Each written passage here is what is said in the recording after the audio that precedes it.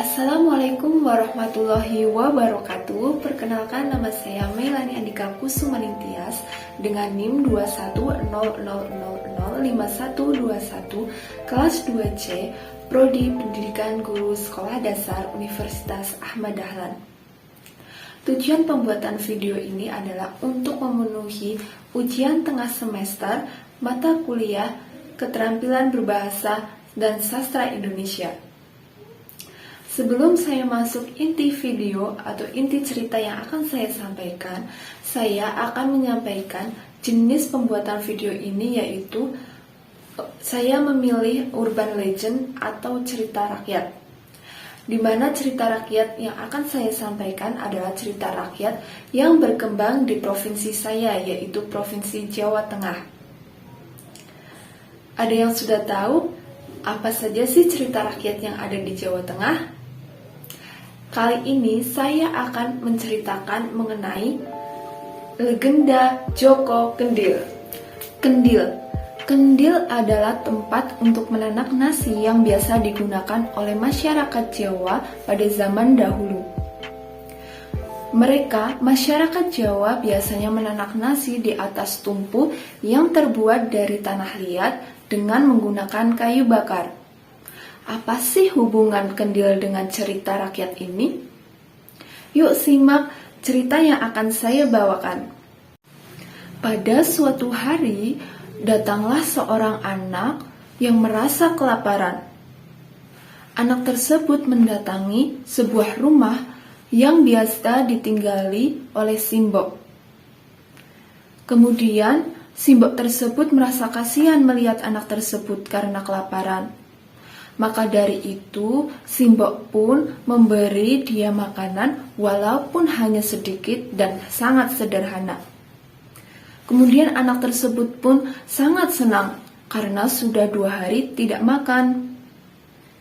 Kemudian ketika anak tersebut sedang makan, Simbok pun bertanya kepada dia, "Namamu siapa, Nak?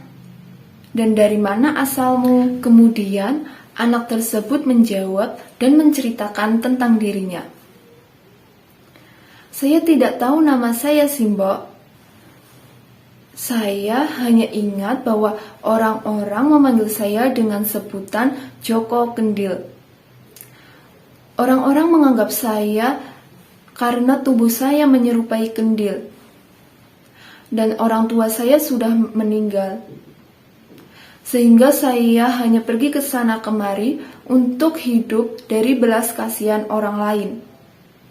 Karena mendengar pernyataan tersebut, Simbok pun merasa kasihan dan Simbok berniat untuk mengangkat anak tersebut menjadi anak angkatnya. Karena Simbok tidak memiliki anak. Anak tersebut pun setuju dengan tawaran Simbok. Anak itu pun yang biasa dipanggil dengan Joko Kendil, ia sangat rajin dalam membantu Simbok. Setiap hari dengan semangat, ia selalu membantu Simbok seperti mencari kayu bakar. Kemudian pada masa remaja, Joko Kendil sangat senang berburu. Ketika ia tidak membantu Simbok, ia selalu menyempatkan dirinya untuk berburu dan membuat layangan untuk anak-anak. Nah, ketika Joko Kendil sudah beranjak dewasa, pada suatu hari Joko Kendil menyampaikan kepada Simboknya bahwa ia ingin menikah. Namun, ia hanya ingin menikah dengan putri raja. Kemudian Joko Kendil meminta Simboknya untuk melamarkannya. Simbok pun merasa kaget karena Joko Kendil hanya ingin melamar putri raja. Namun Simbok pun menyetujui permintaan dari Joko Kendil. Keesokan harinya, Simbok dan Joko Kendil datang menghadap raja dan menceritakan apa sih tujuan mereka datang ke hadapan raja. Mereka pun menceritakan bahwa Joko Kendil ingin melamar salah satu putri raja. Raja pun memberi kesempatan kepada para putrinya untuk menerima lamaran dari Joko Kendil. sang raja tidak akan memberatkan keputusan. Semua keputusan diberikan kepada ketiga putrinya. Putri pertama yaitu Putri Kantil, kemudian putri kedua bernama Putri Mawar, dan putri ketiga bernama Putri Melati. Kemudian para putri pun menemui Joko Kendil, di mana kedua putrinya yaitu Putri Kantil dan Putri Mawar, mereka menolak lamaran dari Joko Kendil. Namun, salah satu putri raja yaitu Putri Melati menerima lamaran dari Joko Kendil. Dan raja pun menyetujui karena raja sudah mengatakan bahwa semua keputusan ada di putrinya. Kemudian Joko Kendil dan Melati pun menikah. Setelah Joko Kendil dan Putri Melati menikah, Simbok pun kembali ke kampung halaman, sedangkan Joko Kendil dan Putri Melati tinggal di istana. Namun, Putri Melati dan Joko Kendil mendapat ejekan dari kedua saudaranya yaitu Putri Kantil dan Putri Mawar. Sampai suatu hari, sang raja pun mengadakan perlombaan yang diikuti oleh para pangeran yang berasal dari beberapa kadipaten. Kemudian muncullah seorang pangeran yang sangat tampan dan memiliki ketangkasan dalam memanah.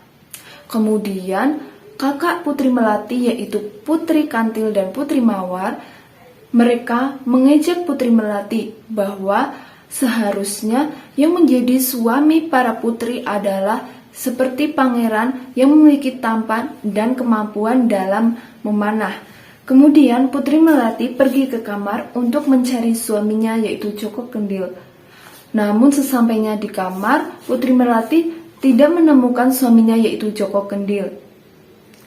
Maka dari itu Putri Melati pun sangat kesal dan menjadi marah. Karena kemarahannya tersebut, ia melihat ada kendil yang berada di atas meja. Kemudian dengan tiba-tiba ia pun melempar kendil tersebut sehingga kendil tersebut menjadi pecah. Kemudian pada saat yang bersamaan tiba-tiba muncul seorang pangeran yang sangat tampan. Ternyata pangeran tersebut adalah wujud asli dari Joko Kendil, suaminya. Kemudian Joko Kendil pun menceritakan bahwa pada zaman dahulu ia dikutuk oleh penyihir dan tubuhnya dikutuk menjadi jelek menyerupai kendil. Kutukan itu akan hilang jika ada yang mengangkatnya sebagai anak dan ada seorang perempuan yang mencintainya dengan tulus, dan kutukan tersebut akan benar-benar hilang jika kendil tersebut ada yang memecahkannya. Kemudian setelah mendengar cerita tersebut, Joko Kendil yang sudah berubah berwajah menjadi tampan dan Putri Melati pergi ke tempat Simbok. Kemudian Simbok pun merasa kaget bahwa anaknya yang selama ini ia kenal sebagai Joko Kendil adalah seorang pangeran yang memiliki wajah tampan. Tujuan Joko Kendil dan Putri Melati datang ke rumah Simbok adalah untuk membujuk Simbok agar mau ikut dengan mereka. Namun, Simbok pun tetap menolaknya. Kemudian, Joko Kendil dan Putri Melati pun pulang ke istana dan hidup bahagia. Yaps, dari cerita Joko Kendil tersebut kita bisa ambil hikmahnya, yaitu kita tidak boleh menilai seseorang dari fisik, namun kita bisa menilai seseorang dari sifat dan pribadinya. Sekian cerita rakyat Jawa yang saya ceritakan mengenai legenda Joko Kendil. Apabila ada kesalahan kata, saya minta maaf. Sekian, terima kasih. Wassalamualaikum warahmatullahi wabarakatuh.